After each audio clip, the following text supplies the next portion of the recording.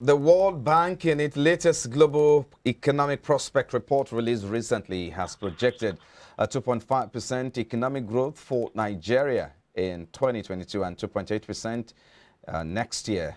The 2022 forecast is an upward review from the estimated 2.4% growth projected earlier. According to the bank, higher oil prices and activities in the telecommunications sector and financial services will drive growth up slightly.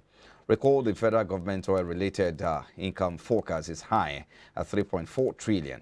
Analysts say while the projected oil price benchmark of $62 per barrel is reasonable, they believe that the oil production benchmark of 1.8 million barrels per day, including condensate, is ambitious. So according to the bank, higher oil prices and activities in the service sector, such as telecommunications and financial services, might drive the economy up slightly.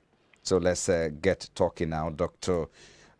Muda Yusuf is a respected public commentator on macroeconomic issues, regulatory environment, economic reforms, policy, and institutional reforms. He is the CEO, Center for Promotion of Private Enterprise, CPP. Thank you for joining us, Doctor, for taking out your time on the program. Thank you very much. Well, let me start off with the MPC meeting, which comes up this week, and what your expectations are. Of course, we've seen the CBN left the MPC monetary policy rate unchanged for some time now. So expectations is that perhaps there will be a disruption in the policy tools this time around. What are your expectations? My expectation is that the policy stance is likely to be retained. In other words, the status quo is likely to remain. I say that because first, the inflationary situation that we have are driven largely by supply side issues and just to a limited extent by monetary factors. And when I say supply side issues, I'm talking about the issue of energy costs, which we are all familiar with.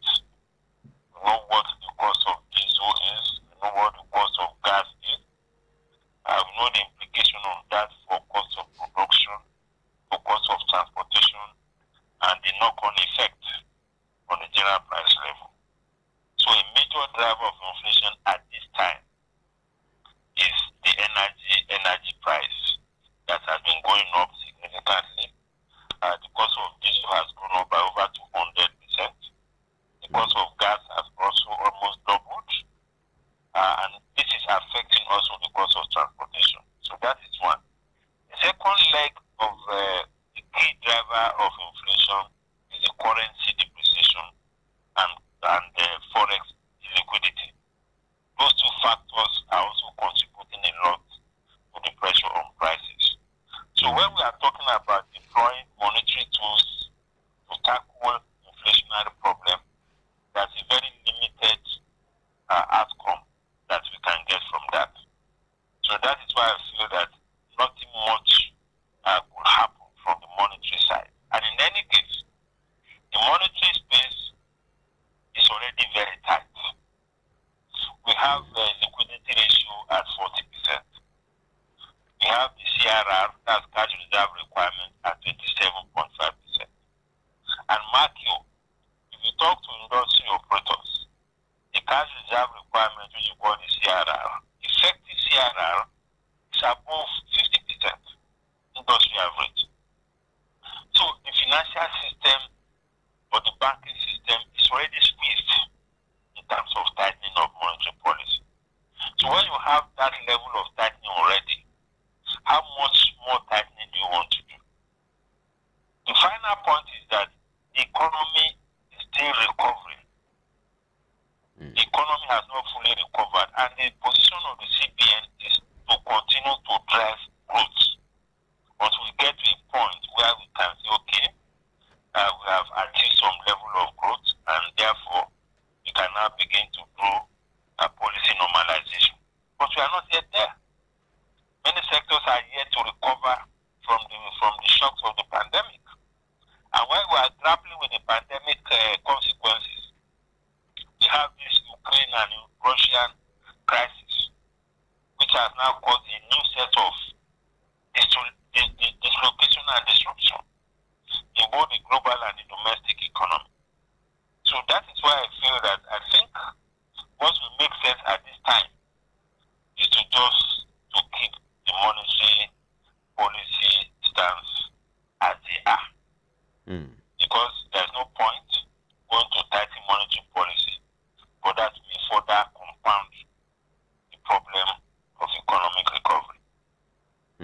So how some of these issues that you've put on the table today, so how do you think they will influence the decision of the MPC members at the end of the day?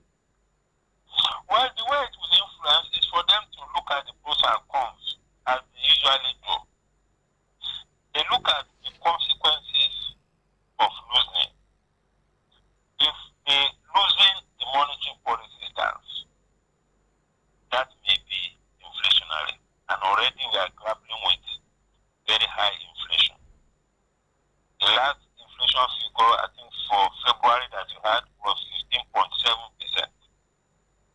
But in reality, for many of the baskets of products that people consume, we are talking about of an inflation of not less than 50% over the last 1 year. In fact, for some products, prices have doubled in the last 1 year, which means we are talking about 100% inflation.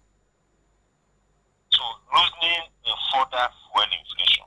So that is why loosening of the monetary policy stance may not be an option. Tightening may stifle growth. Because when you tighten, that means that, cost of fund will further go up and all of that. That again may not help. And in any case, just as I said, the financial space is already tight because of the issue of the CRR. The CRR effect on the banking system is quite high. The impact is quite severe. So that is why I feel that neither the loosening nor the tightening may be a wise option at this time. And in any case, we are still struggling with growth.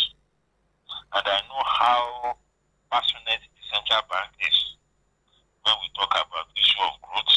And that is what has informed all the intervention funds.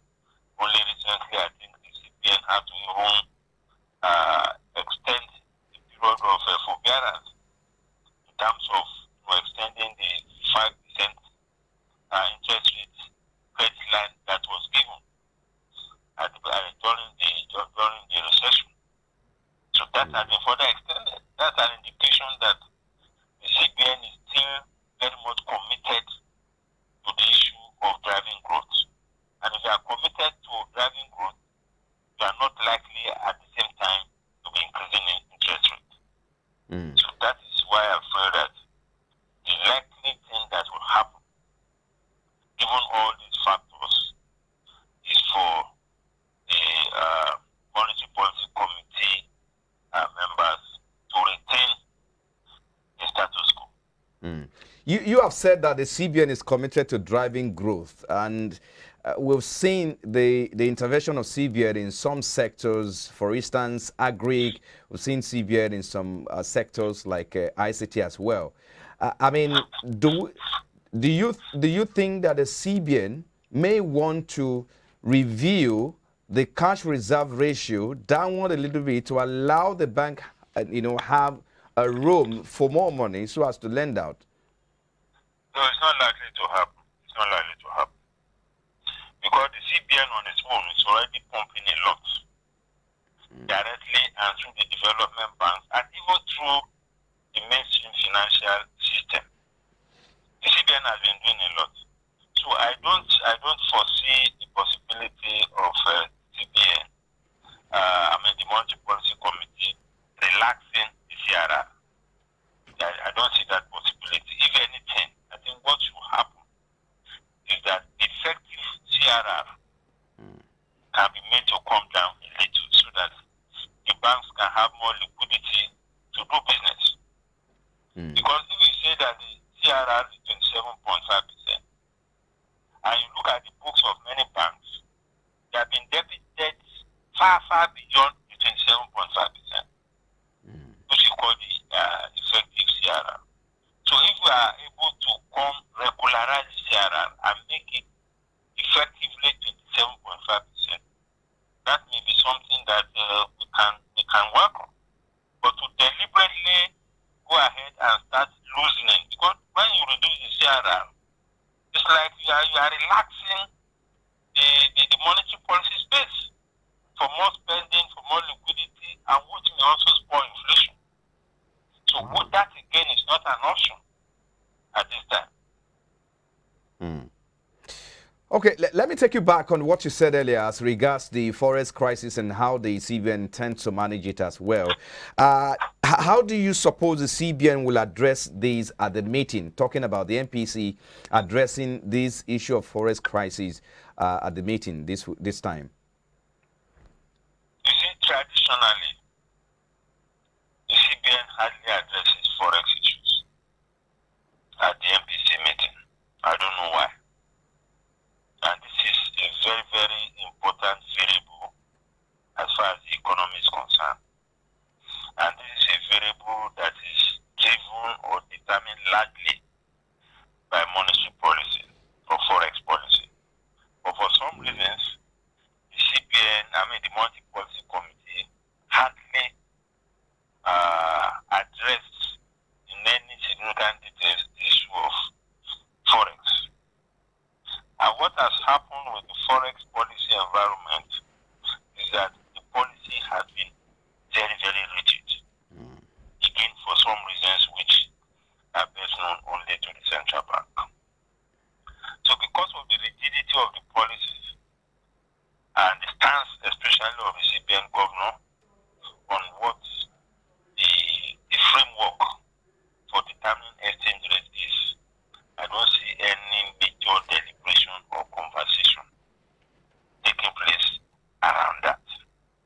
Because the CBN, maybe it's an ideological thing, doesn't believe in a flexible exchange rate regime, which is what some of us have been clamoring for. We believe that a flexible exchange rate regime will help to reduce the distortions in the economy and will help to stabilize the exchange rate. But the CBN belongs to a completely different school of thought, which is fixing the exchange rate. So that is why we are in window, irrespective of the fundamentals. The rates have been fixed practically at around 416, 417, 415, that range. And that is where it is up to now. And that has been creating a whole lot of issues, especially issue of land trooping, issues of people now flocking to the parallel market, Right. all sorts of distortions. We have transparency problems. We have a lot of brokers that have surfaced because of this wide disparity between the official rate and the parallel market rate. So I don't expect any major shift in that policy position. The IMF has talked about it. The World Bank has talked about it. Some of us have also talked about it. Even in the National Development Plan, it is stated there that foreign exchange policy is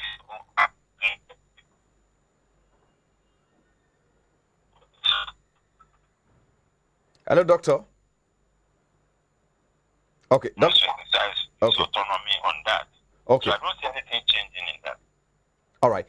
Doctor, I just want you to hold your thought a little bit. When we come back, of course, we moved on that. I just want to get your thought on this perspective, or your perspective on this particular discourse before we move to the next one. We'll take a moment now. When we come back, we'll look at the Nigeria economic outlook for the second quarter of the year. Of course, the World Bank has projected that Nigeria will grow by 2.5%. Earlier, from 2.8% it last projected. So let's see how this is likely to be realized by the CBN and, of course, vis-a-vis the CBN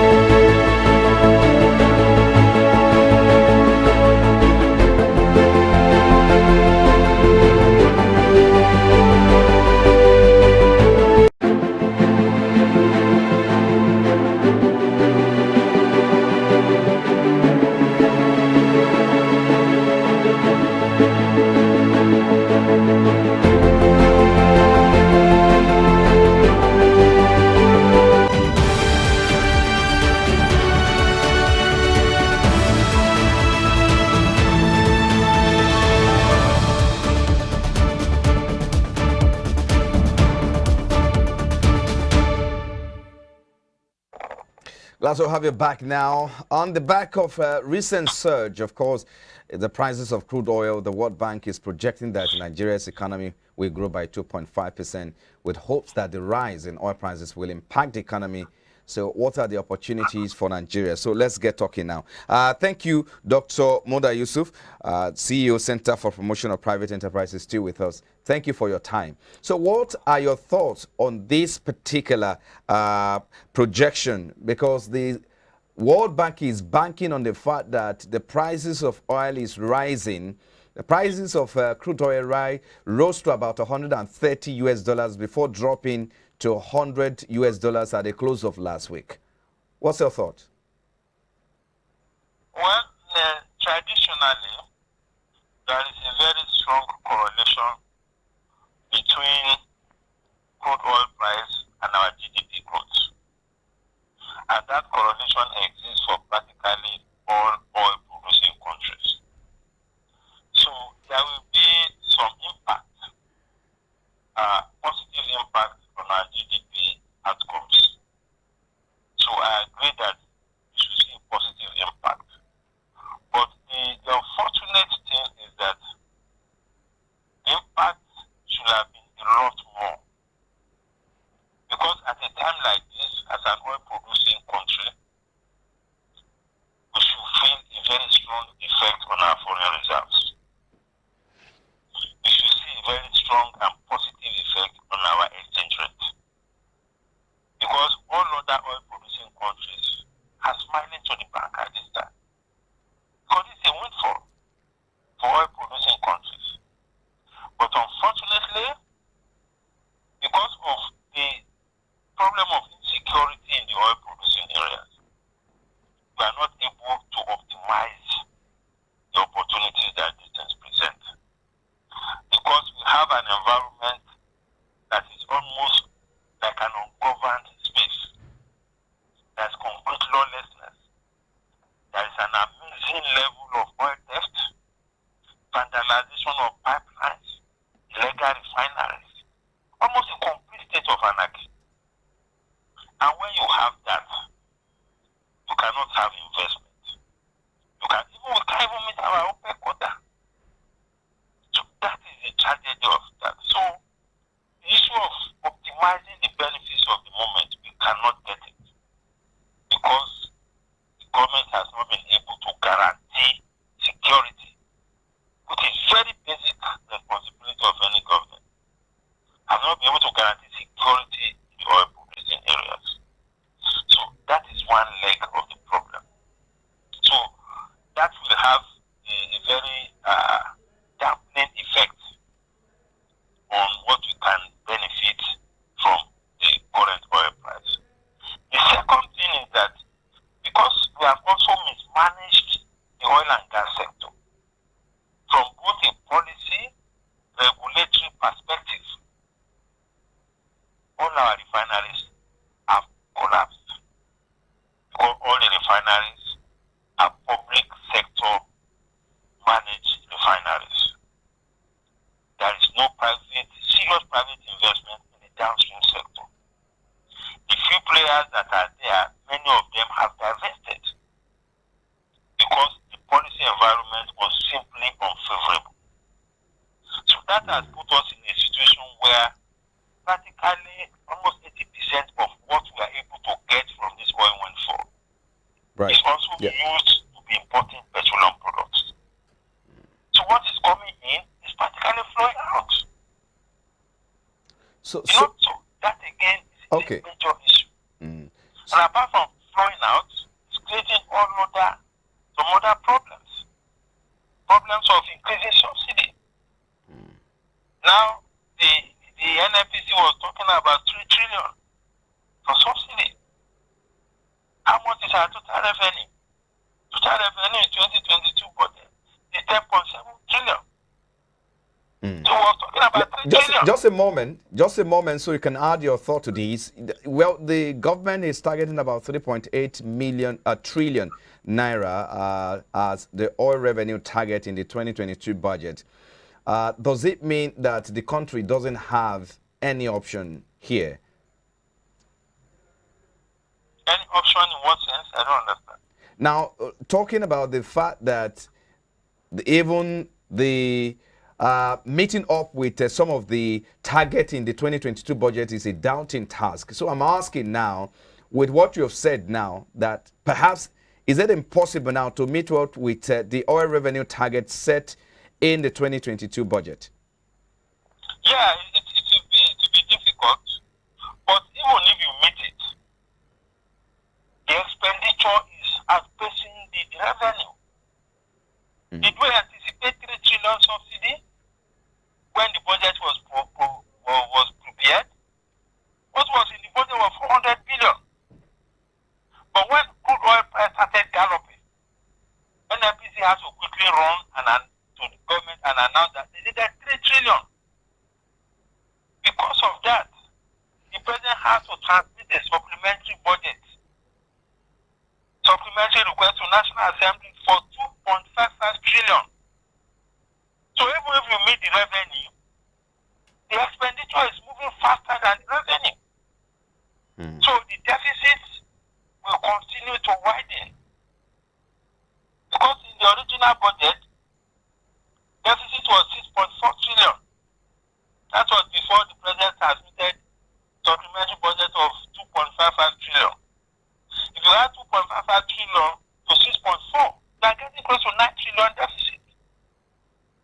Revenue, total revenue is 10.7 trillion, which we may not even fully realize. So the point is that by the time you pay for this subsidy, by the time you pay for debt service is almost also 4 trillion. That is 8 trillion. So the debt service, yeah, just a moment. The subsidy, yeah, have almost consumed all the entire revenue. Yeah. So the question now is, what options or what alternative does the country have now to make up for this deficit you just talked about? Do we have any option here? Now, it's borrowing. What other option do you have? It's borrowing, and the Minister of Finance has said it, that they have to go and borrow more. What option do you have? You either borrow domestically through treasury bills and federal government bond, or you borrow externally through Euro bond or this multilateral debt, or you have the CBN to go and print more money through ways and means. Those are the options. Just before I allow you go, the CBN have been financing deficit. Sorry. Which is also hurting the economy from the point of view of inflation. Yeah, sorry to jump in here. Just before I allow you go, what is your outlook for the economy in 2022? Because there are those who are saying, look, now the country is in a fix. Perhaps we'll have to look at other sectors to explore. The outlook is not looking good, especially from the macroeconomic perspective. We are likely to see much higher fiscal deficit, which implies that we'll be seeing a lot more borrowing. Don't forget, the last figure we had from the debt management office, debt level is now almost 40 trillion. We have not added the debt to CBN, which is over 10 trillion. We have not added the AMCON debt. By the time you sum up all of this debt, our total debt is almost 60 trillion.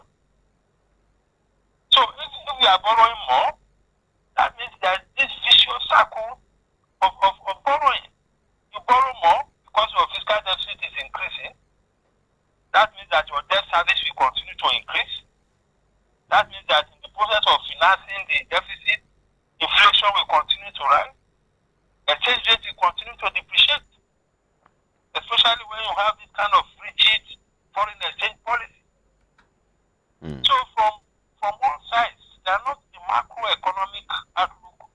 It's not looking good. Ordinarily, if you have managed the system well, with what is happening with Ukraine and Russia, we should be a lot more comfortable at this time. We should build in our reserves. But we have mismanaged our oil and gas sector. So the outlook for me is not looking, and in terms of sectors, where are the sectors apart from the financial services and maybe the ICT? All other sectors are struggling. The agricultural sector accounts for about 23% of GDP. Look at what into that sector. The manufacturing sector is struggling. Look at what the cost of diesel, the cost of gas. Look at the effect that is having on manufacturing.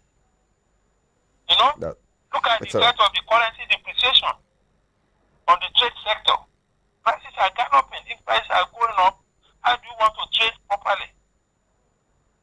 Wow. So, it's looking gloomy. I'm sorry. I don't think much will happen. Well, I think these are some of the questions that the government will have to answer in the coming days. But on this note, we want to thank you for coming on the program. Dr. Muda Yusuf is CEO Center for Promotion of Private Enterprise. We'll appreciate you. Thank you very much.